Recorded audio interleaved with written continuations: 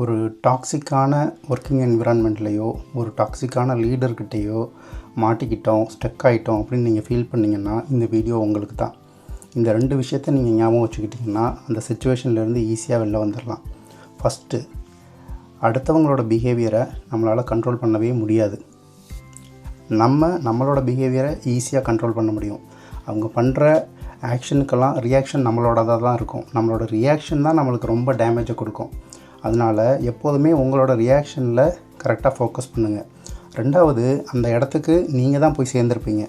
ஏதோ ஒரு காரணம் இருக்கும். அந்த காரணத்தினால நீங்கள் அங்கேயே இருக்கக்கூட செய்யலாம், அதில் தப்பே கிடையாது. ஆனால் ஏதோ ஒரு சுச்சுவேஷன் இருக்குது, அதை மட்டுமே காரணம் காட்டிக்கிட்டு நம்ம அங்கேயே இருக்கக்கூடாது. அங்கேருந்து எஸ்கேப் ஆகி இல்லை அங்கேருந்து அடுத்த கட்டத்துக்கு போகிறதுக்கு என்ன வேணுமோ அதில் ஃபோக்கஸ் பண்ணிங்கன்னா கண்டிப்பாக அதிலிருந்து அந்த சிச்சுவேஷன்லேருந்து ஈஸியாக அவங்களால வெளில வந்துட முடியும். ஒரே ஒரு கோட் சொல்கிறேன், அதை மட்டும் நல்லா ஞாபகம் வச்சுக்கோங்க. Don't wish it was easier, wish you got more skills.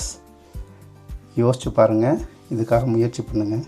கண்டிப்பாக இந்த சிச்சுவேஷன்லேருந்து ஈஸியாக நீங்கள் வெளில வந்துடலாம்.